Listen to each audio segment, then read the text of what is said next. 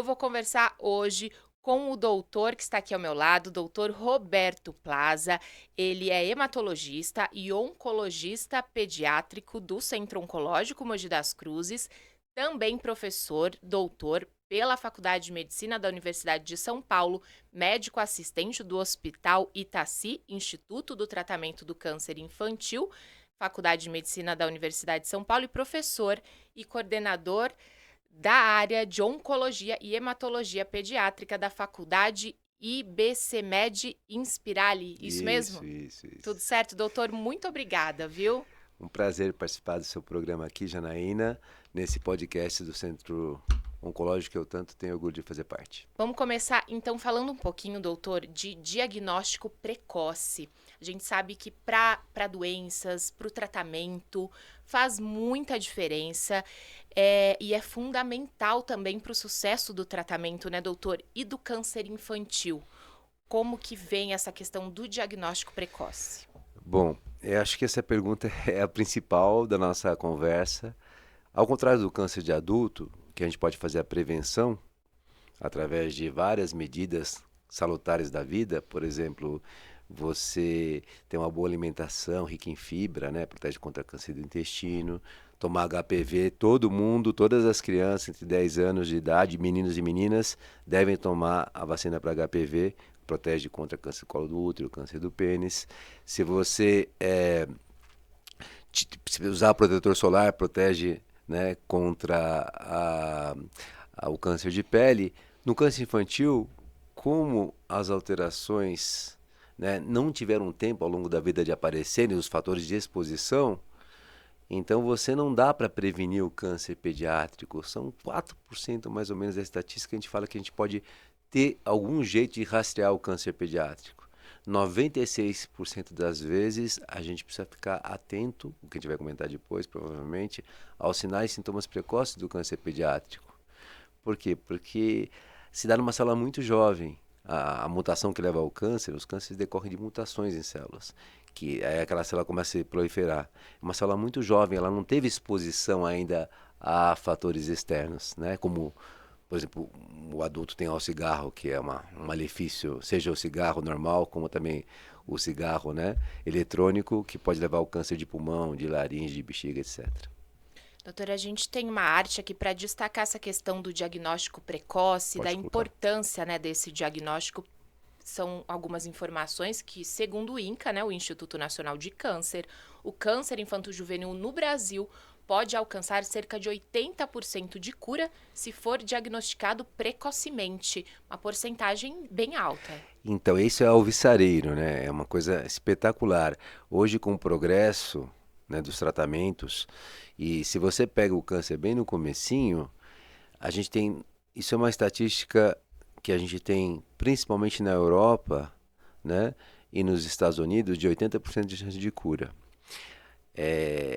Aqui no Brasil, se a gente tiver a gente vai falar sobre isso durante o podcast, se a gente tiver a percepção dos sinais precoces do câncer na criança, a gente pode chegar a esses níveis de cura. E isso eu vejo lá na USP, no Itaci, que quando o paciente vem bem encaminhado, a gente tem esse percentual de cura. Quando demora, atrasa o diagnóstico por inúmeros problemas que a gente tem no sistema de saúde e também da conscientização das pessoas, a desinformação sobre o câncer pediátrico.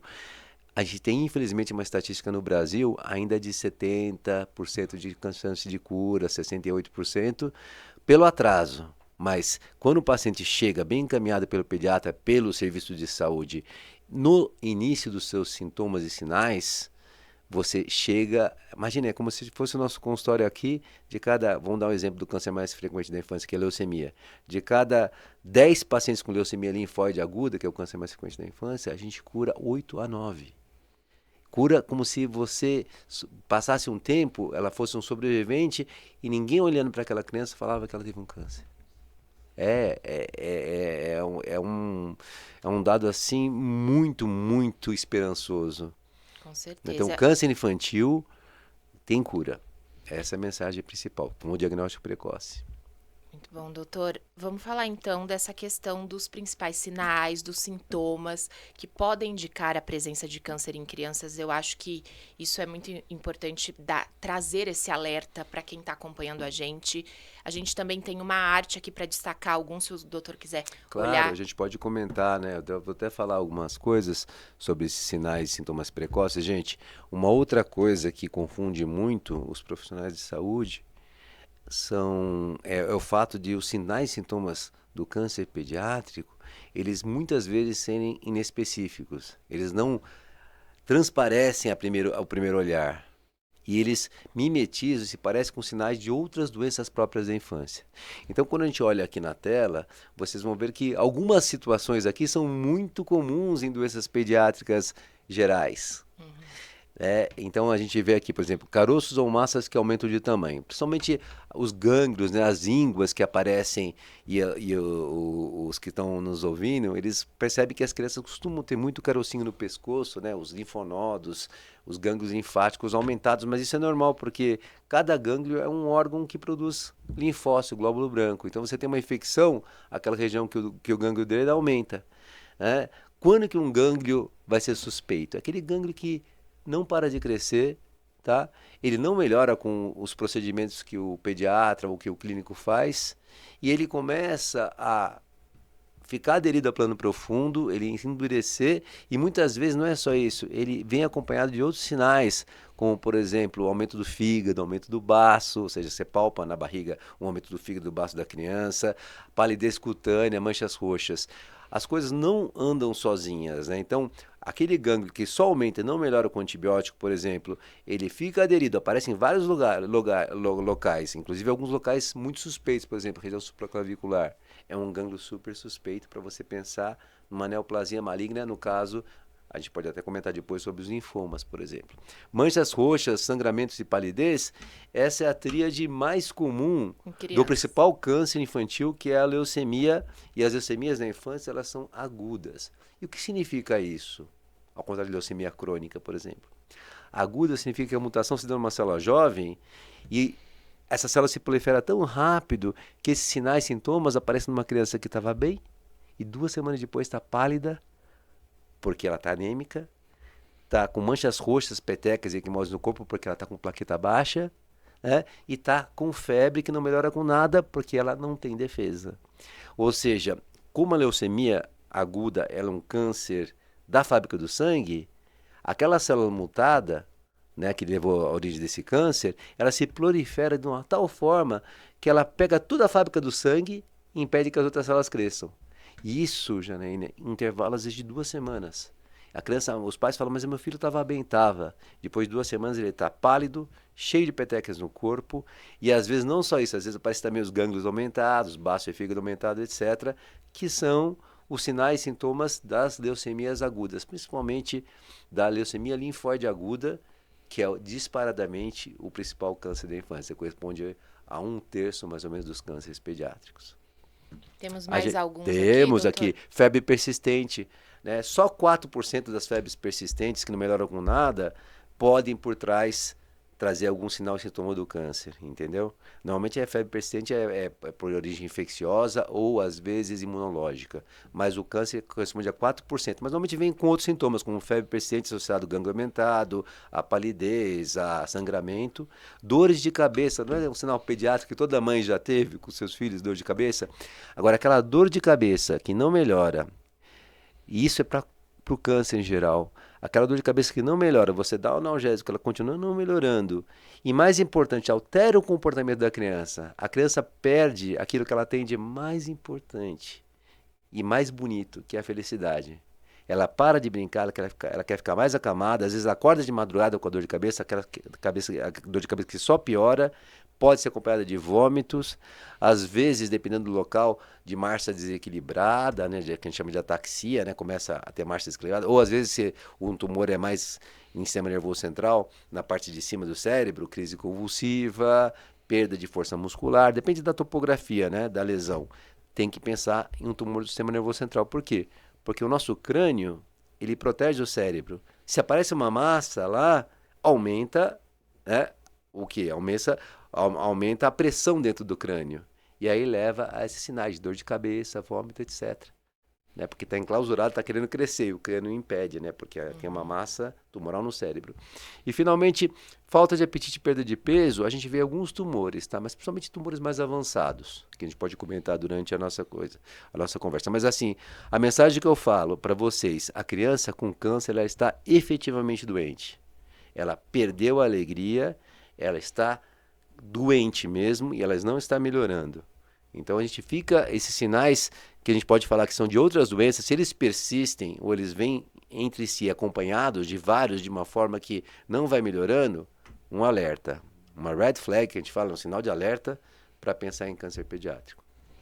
Certo, doutor. Agora a gente vai falar, então, das diferenças importantes entre câncer em adultos e em crianças, né? Tanto na questão da apresentação clínica quanto no tratamento, porque como o senhor já falou também, né, o câncer de criança tem essa questão, o câncer infantil tem essa questão do desenvolvimento, né, Isso. da etapa mesmo da vida do paciente faz muita diferença, né? Vamos olhar, temos uma outra arte também, o Léo vai colocar aqui pra gente ver essa diferença, doutor. Isso. É só uma introduçãozinha, a gente vai falar sobre isso, mas acho que é super importante, tá, gente? Até para comparar com câncer de adulto, e tem a ver com essa situação que a gente vai conversar. O câncer infantil é raro. O INCA mostra que são mais ou menos 10 mil casos de câncer por ano na criança. Janaína, você sabe quantos casos de câncer de mama tem na mulher por ano? 70 mil. 70 mil casos de um câncer na mulher em um tecido da mulher. Se você considerar o bebê desde que ele nasceu até ele virar um adulto jovem, até 18 anos de idade, considerar todos os tecidos que a gente tem no corpo, em ambos os sexos, menino e menina, desde o nascimento, nenê, bebê, lactente, pré-escolar, escolar, adolescente, adulto jovem, ambos os sexos em todos os tecidos do corpo, qualquer um que você possa imaginar, são 10 mil casos, ou seja, o câncer de mama é 7 vezes mais frequente que os cânceres pediátricos. Então, um bom pediatra precisa ter mais ou menos uns 4 mil pacientes no consultório para pegar um câncer. Então, você vê que isso também é importante a gente fazer esses podcasts, na televisão ter campanhas, como a gente vê do retinoblastoma, outras campanhas, para alertar, porque senão, como é muito raro, as pessoas não veem. Né? E a segunda coisa é que os cânceres do adulto, eles são chamados carcinomas, que atingem o epitélio, o tecido de revestimento que tem em todos os nossos órgãos. Então, carcinoma de mama, epitélio da mama, né, carcinoma de intestino, carcinoma do colo do útero, etc. Na infância não são dos epitélios, são raros os carcinomas na infância.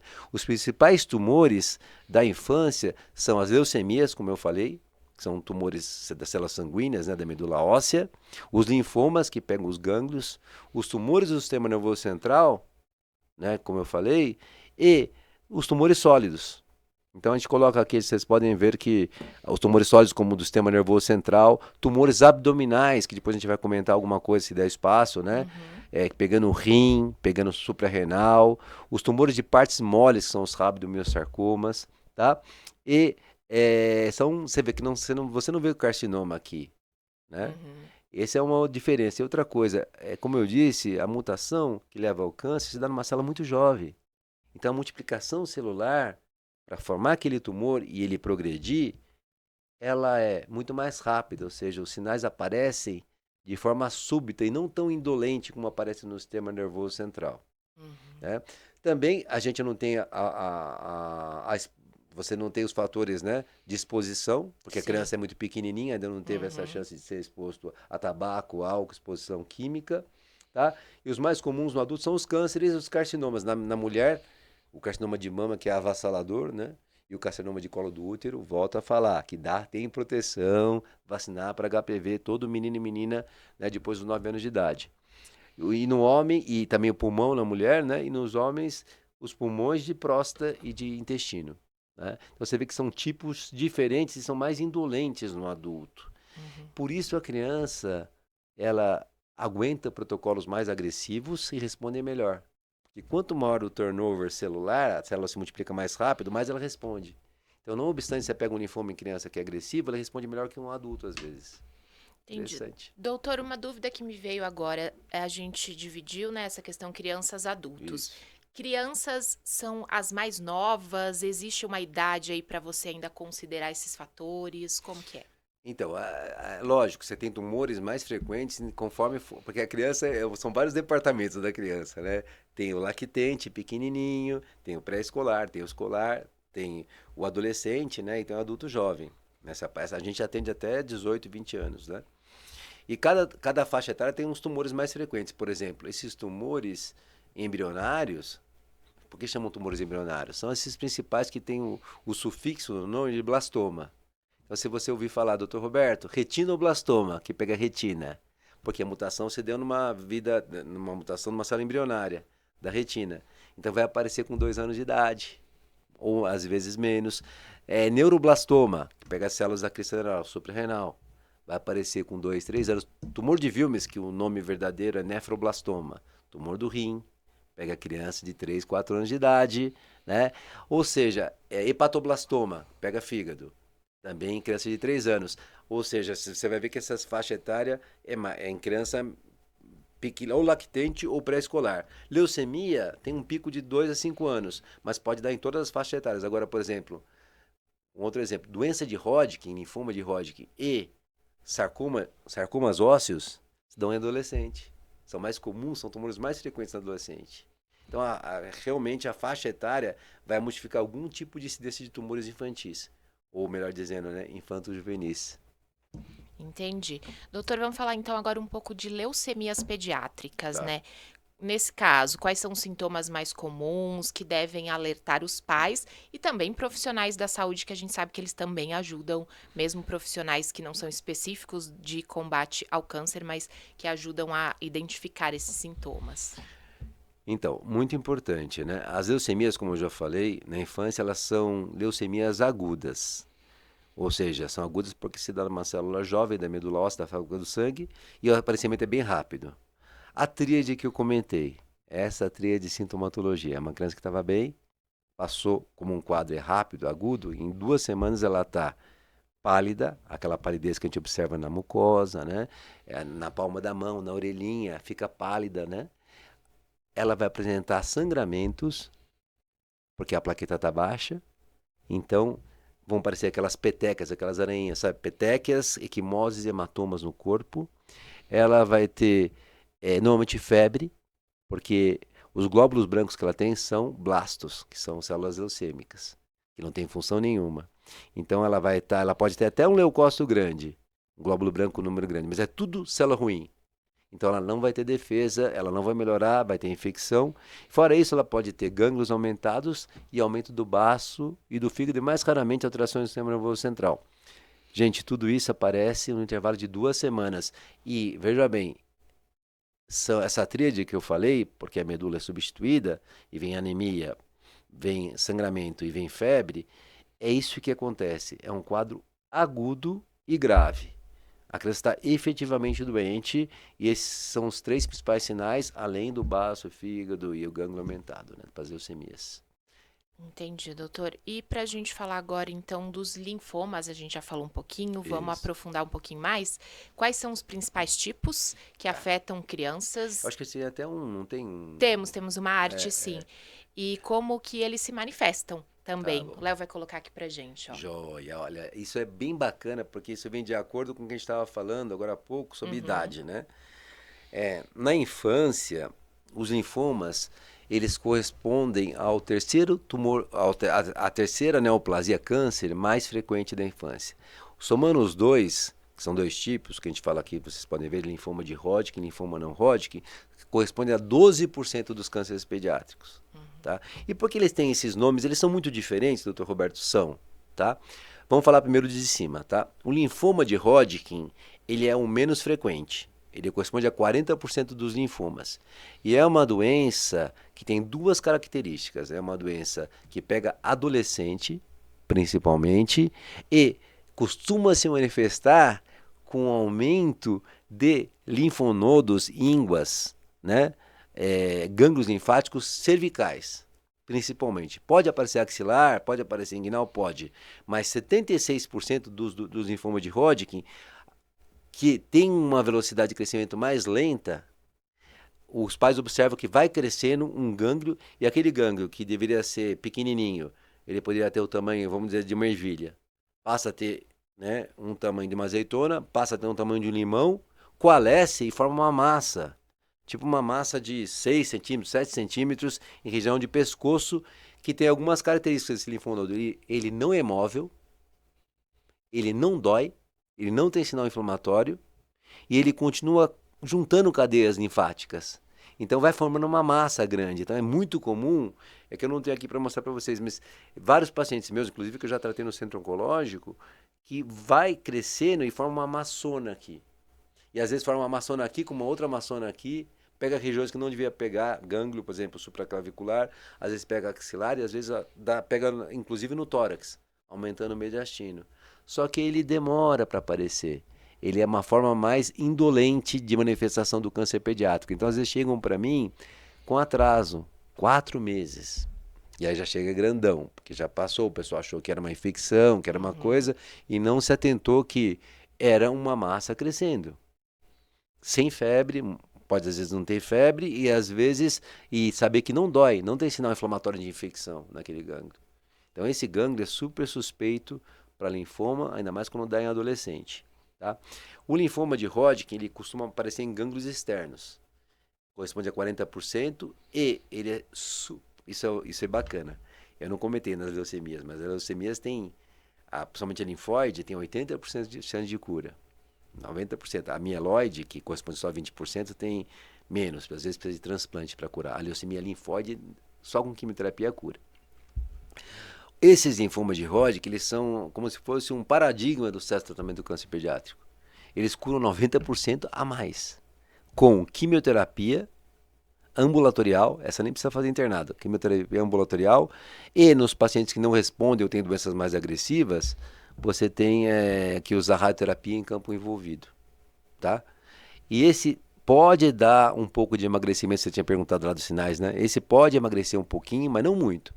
Pode dar uma febre intermitente e pode dar uma coisa interessante. Em 30% das vezes pode dar um suor, uma sudorese noturna no adolescente. Mas não é uma sudorese que a gente está com suor porque está 30 graus, né? É uma sudorese de molhar o lençol.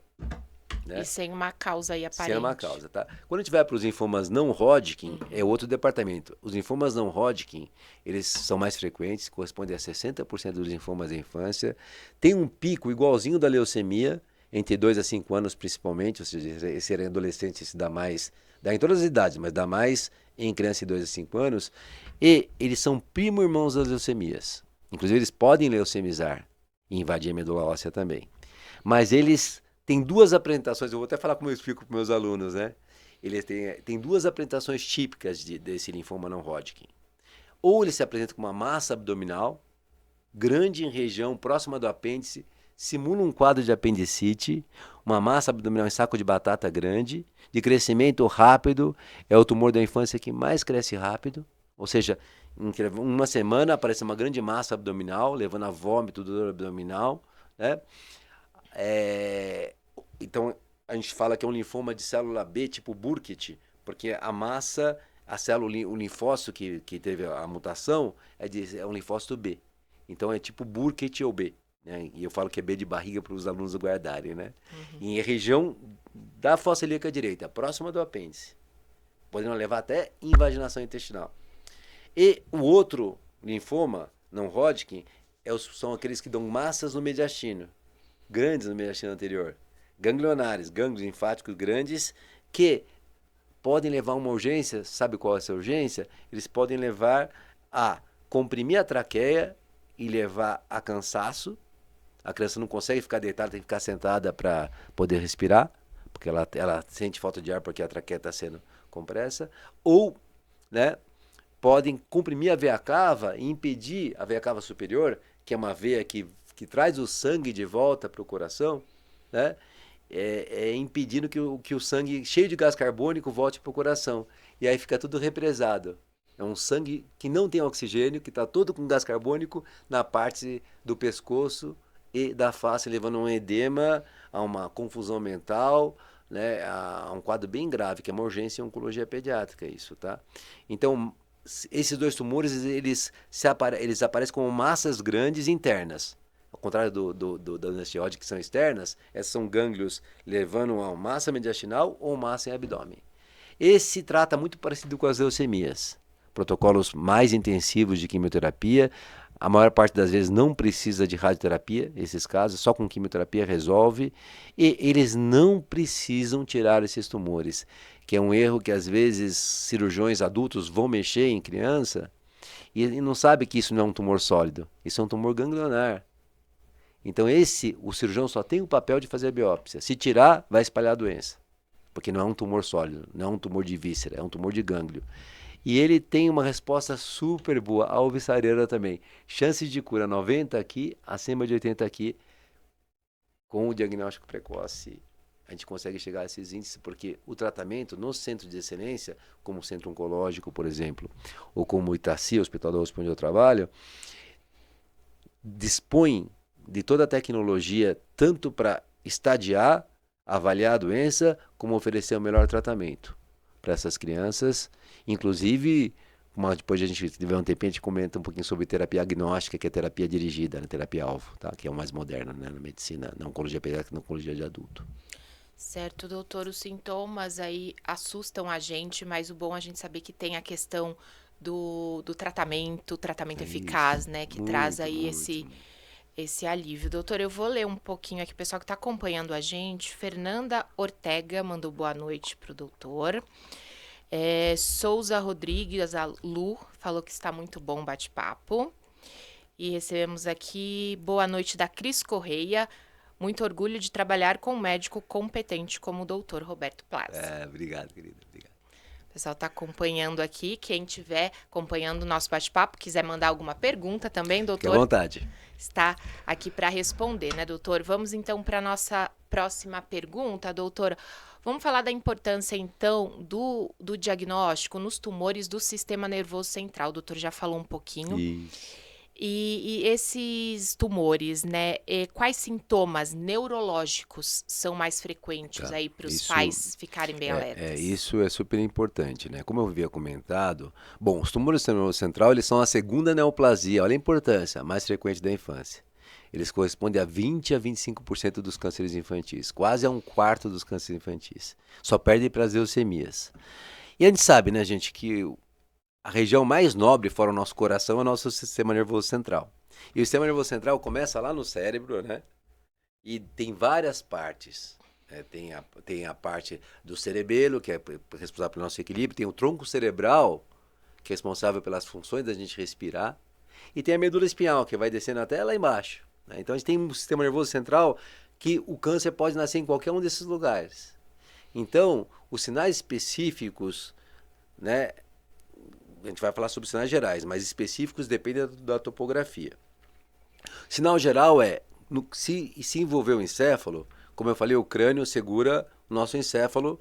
Então, se você tem um tumor, aumenta a pressão intracraniana. Então, a primeira coisa que vai aparecer nessas crianças, na maior parte das vezes, é dor de cabeça insuportável. É uma dor que só piora. Você dá analgésico, precisa dar mais analgésico para a criança. A criança tem uma alteração de comportamento, ela fica diferente, ela fica mais triste, ela fica mais quieta, ou ela fica com o comportamento alterado mesmo, tá?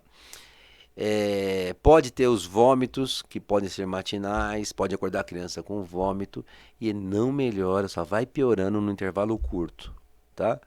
Às vezes ela pode ter também uma dificuldade de enxergar também, né, pela diplopia, ela acaba vendo duas imagens pela hipertensão intracraniana. Isso é sinal do quê? Que o tumor ele vai tentar provocar uma hidrocefalia, né? Por quê? Porque ele vai comprimir todo o líquor que circula e vai elevar a pressão intracraniana, tá? Mas, né, na infância, 60% dos tumores do sistema nervoso central, principalmente nos pequenos, são de fossa posterior. O que é isso, doutor Roberto, fossa posterior? Fossa posterior é a parte inferior, né, do nosso encéfalo, onde fica o cerebelo. E o cerebelo tem dois hemisférios cerebrais, né? O cerebelo é responsável para a gente ter equilíbrio. Então é muito comum, associado aos dois tipos mais frequentes de câncer do sistema nervoso central na criança, a gente ter esses sinais de dor de cabeça, vômito, né, diplopia, mas alteração da marcha, um desequilíbrio para andar, perdão, desequilíbrio para andar. Então a criança fica com a marcha totalmente com a base alargada, com todo esse desequilíbrio, né? Que ela vai apresentar nessa situação. Esses são os tumores que a gente chama de gliomas, que são tumores benignos, mas tudo no sistema. O problema do sistema nervoso central, que você sabe, né? Isso é até para o pessoal entender. Tumor benigno não é câncer, tá? Uhum. Neoplasia maligna, tá?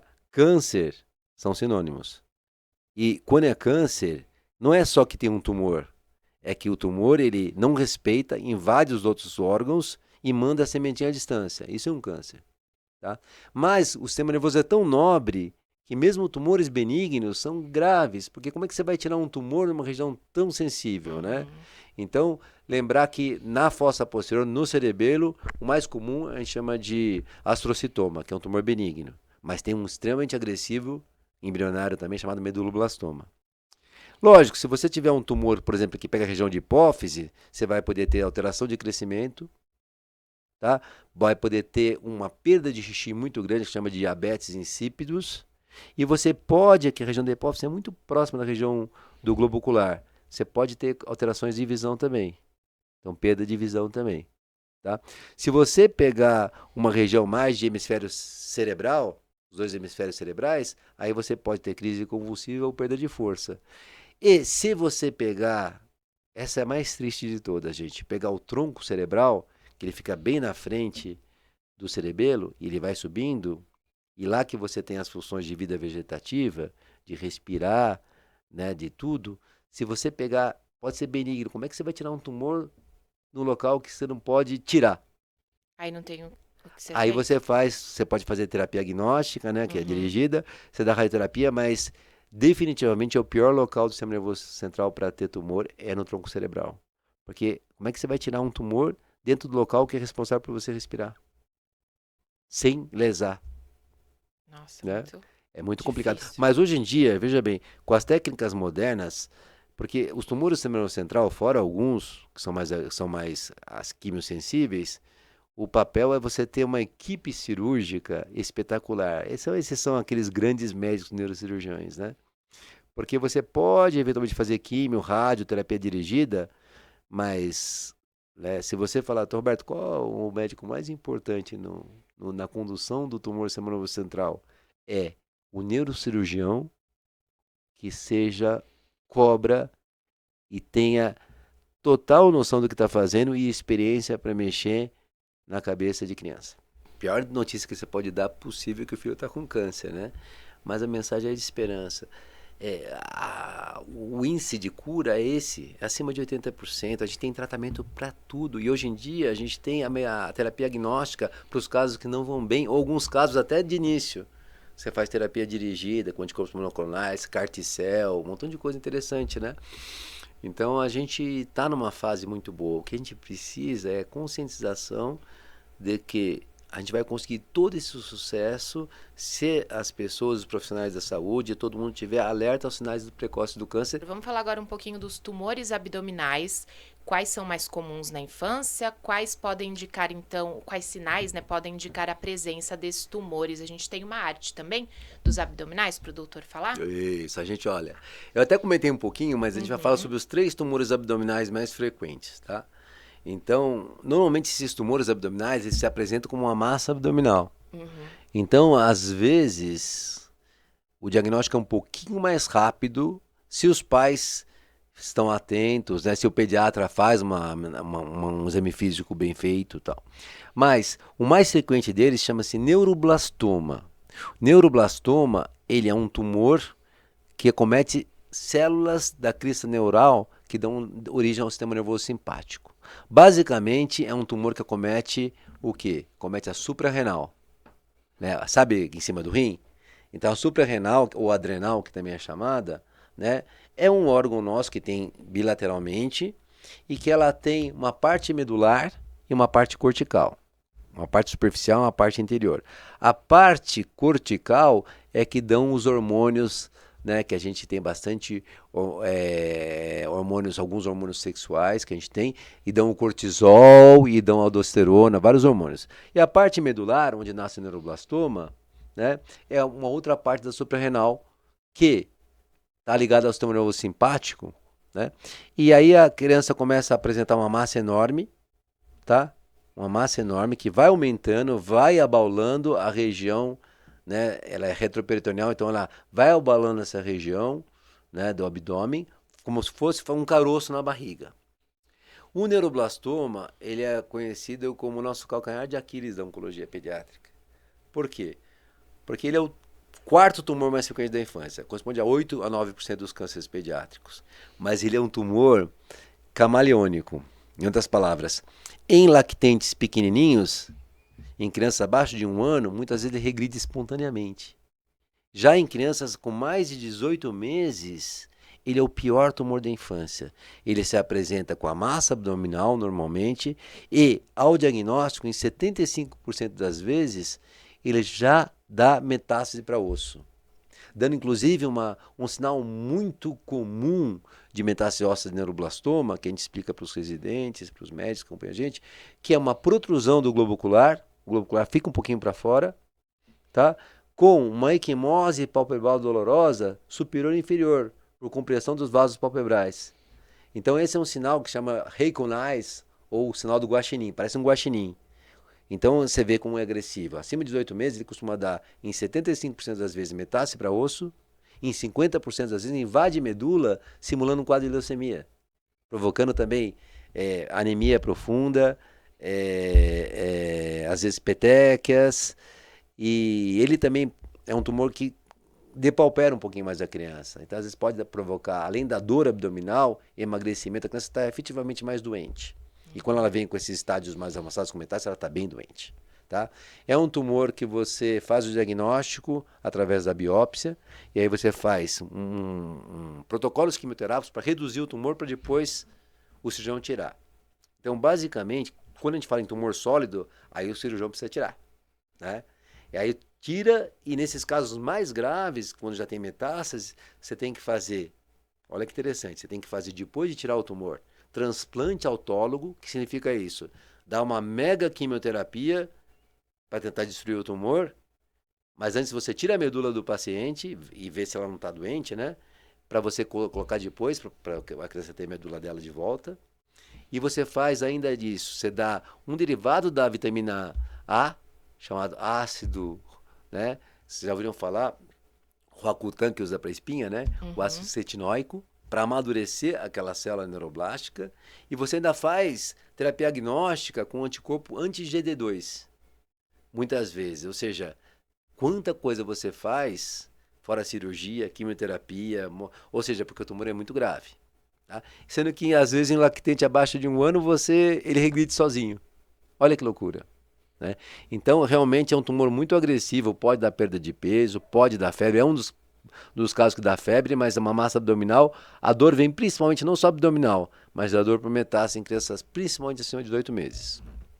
Já o tumor de Wilms, né, ou também chamado de nefroblastoma, é a minha principal linha de pesquisa. Né? Aliás, eu estou indo fazer só eu estou indo para Amsterdã apresentar um trabalho agora de uma parte do tumor de Wilms, que se apresenta com sementinha à distância, metástase, que eu sou responsável no Brasil e na Europa sobre esses casos. Então, pelo grupo europeu que eu faço parte, e pelo Brasil também, eu vou apresentar com uma apresentação oral lá em Amsterdã agora. Estou indo agora no final de outubro. Bacana, né? Nossa, Então, parabéns. aí foi a minha linha de pesquisa que eu sigo, que eu fiz meu mestrado e doutorado.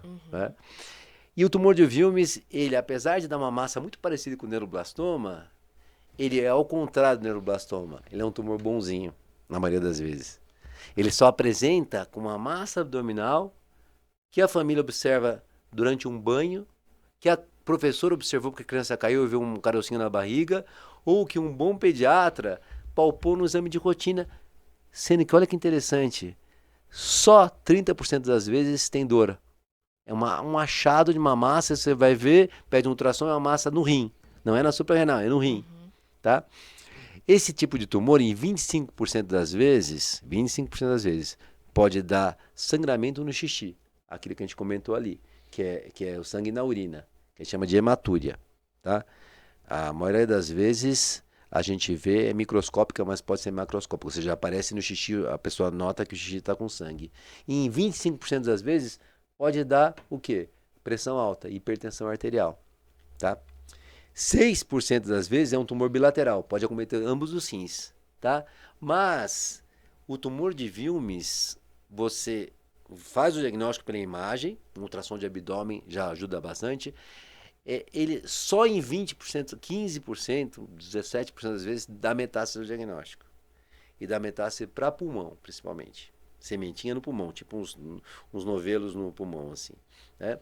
E ele, como é que você faz o diagnóstico pela imagem, daí você faz tomografia de abdômen e tórax, e aí para ver se tem metástase ou não tem, para seguir o protocolo que você vai fazer, faz uma quimioterapia antes da cirurgia, vê uma resposta daquele tumor histológica e define o tratamento que a maior parte das vezes, depois de retirar aquele rim, a maior parte das vezes tem que retirar o rim. Graças ao bom Deus, né, a gente tem 2, né? Então a maior parte das vezes você tem que retirar o rim, que chama de nefrectomia total. Ah, doutor Roberto, quando tem bilateral? Daí você tenta preservar e tirar os tumores, né? E ele é o paradigma do tratamento do câncer infantil.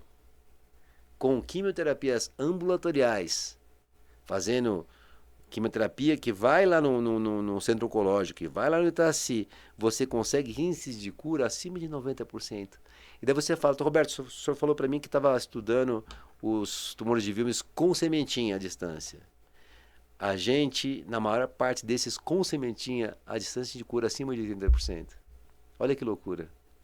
Então é um tumor muito curável e corresponde a 90% dos tumores renais infantis.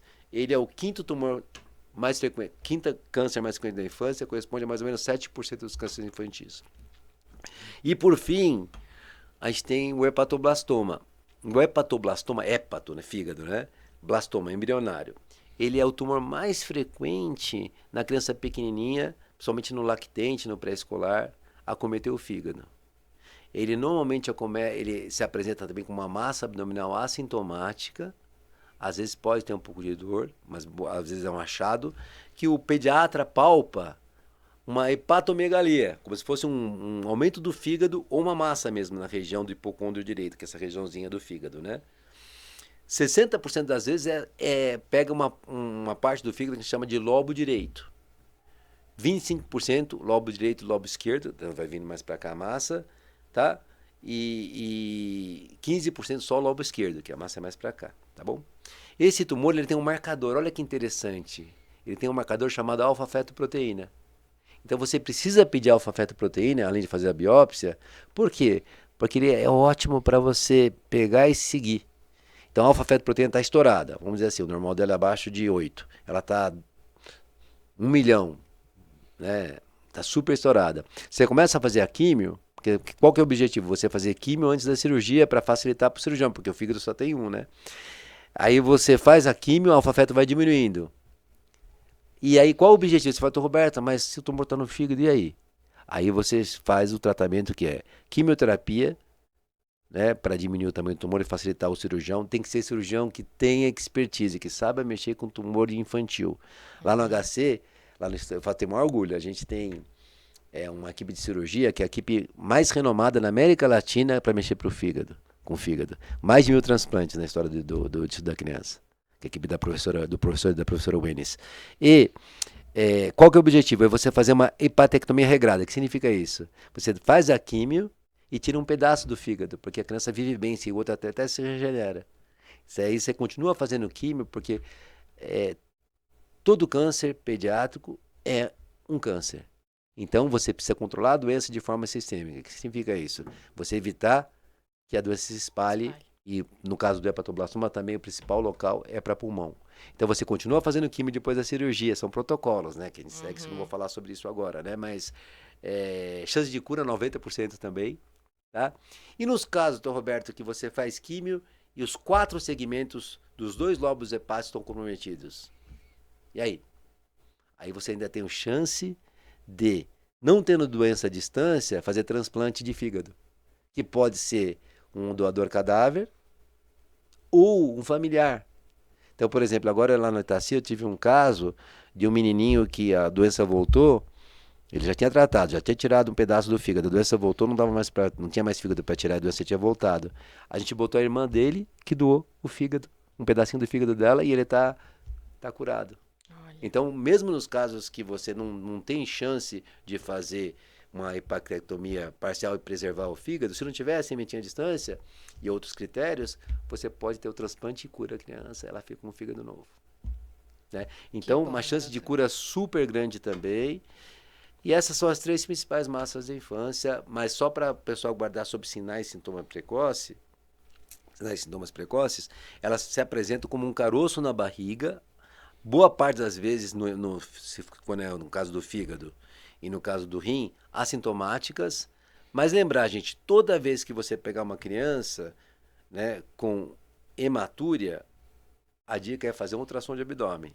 Porque tem milhões de causas de hematuras que não são oncológicas. Uhum. Mas é bom para ver se não tem algum probleminha no rim, né? Certo, doutora, a gente já falou um pouquinho também do retinoblastoma, mas é bom aprofundar um pouco mais. Também esse Isso, assunto teve em alta também por conta da filha do Thiago Leifert, do apresentador. da lua, né? Isso, a gente tem aqui uma arte também para Pode falar um botar. pouquinho.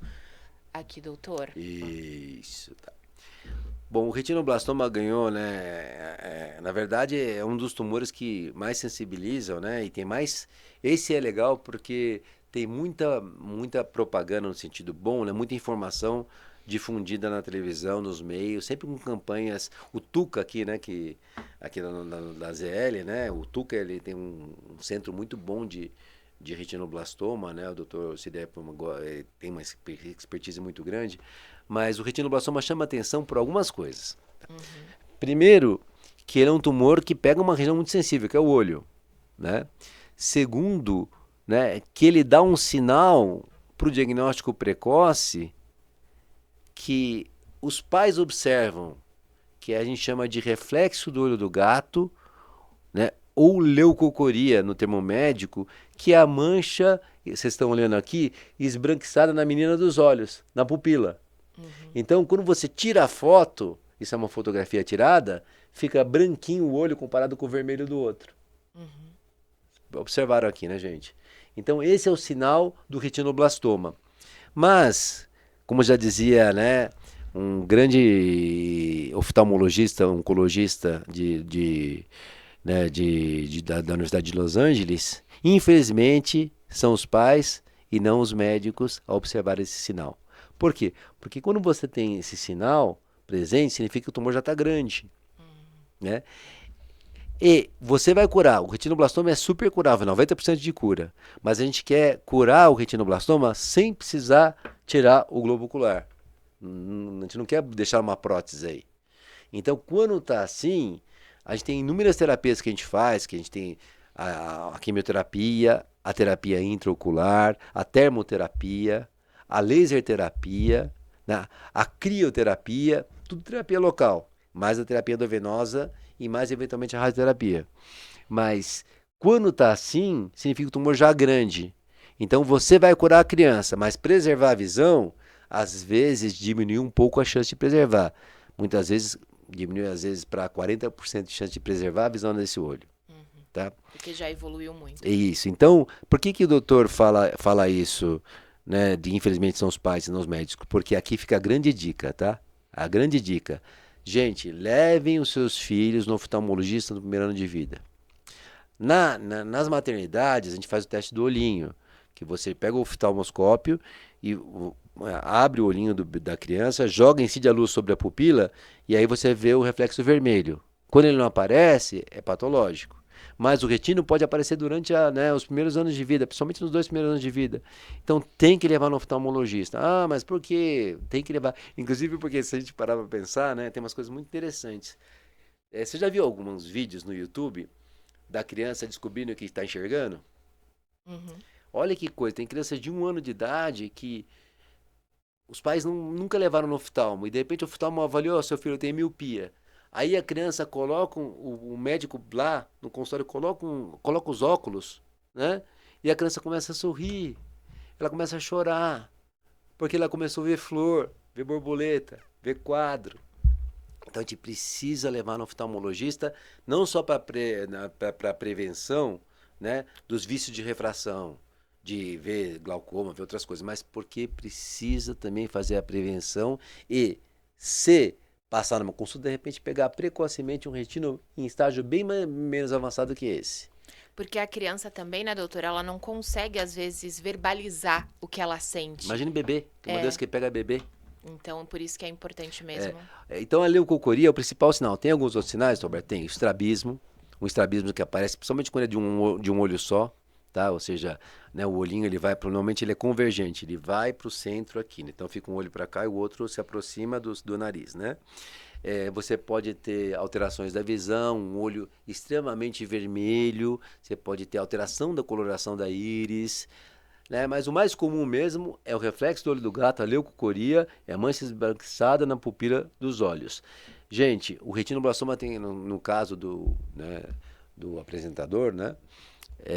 Do caso da filhinha dele, ela tem um retino bilateral. Então aí vem uma outra questão que eu acho que é importante informar, tá? 30% dos retinoblastomas, 30, hein? Um em cada 3 retinoblastomas são bilaterais, ou seja, o tumor que acomete a retina, que dá a nossa visão, é bilateral. Tá? E quando é bilateral, quase sempre a mutação que levou a esse câncer, ela é germinal. Vocês sabem o que é uma mutação germinal? É uma mutação que aparece em todas as nossas células. Não é somática que apareceu por uma mutação numa célula específica. Ela está presente nas nossas células germinativas. Então significa o quê? Que essa mutação, no caso a gente chama de mutação do gene chamado RB1, que está no cromossomo 13, ela é uma mutação de um gene que é um guardião do ciclo celular. O que significa isso? Ele protege contra câncer.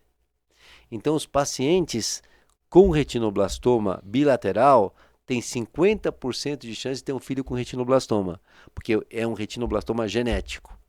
Então, se o paciente tem retino bilateral, a gente faz o aconselhamento para não ter filhos, né? Nesse sentido, fazer a pesquisa, lógico. Uma célula germinal não precisa ser só do globo que foi eventualmente tirado, biopsiado. Você pode fazer do sangue. Você vai achar a mutação germinal do RB1, naqueles com retinoblastoma bilateral. Aí você fala, olha, se essa paciente que tratou e curou no retino bilateral tiver um filho, ele tem 50% de chance, por ser autossômico dominante, de ter um filho com retino bilateral também. Olha que loucura. Então, provavelmente, no caso que eu estava comentando, devem ter feito também a pesquisa da mutação, não só no olho, se for eventualmente tratado, que às vezes... Porque o retino é assim, gente, tenta preservar. Aqui está o olhinho, tá? Você vai usar terapias locais, então você vai poder fazer quimioterapia dentro do olho. Então você vai direto na artéria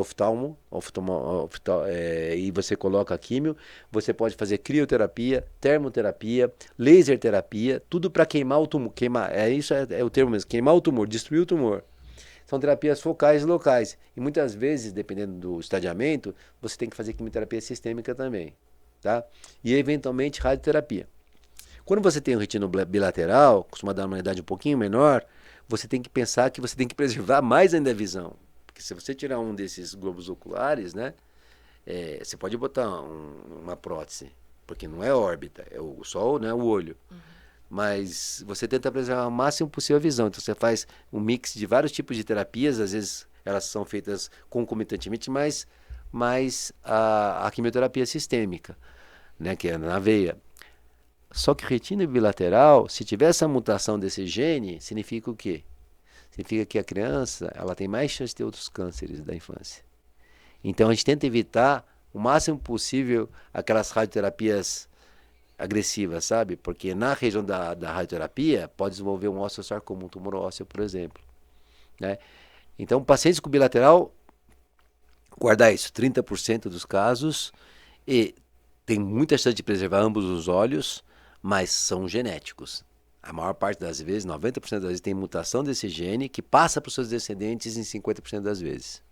Então tem que fazer a pesquisa molecular dos pais, tanto em sangue, e no caso, se a criança precisar tirar um olhinho, né, eventualmente, aí precisa fazer também no globo ocular.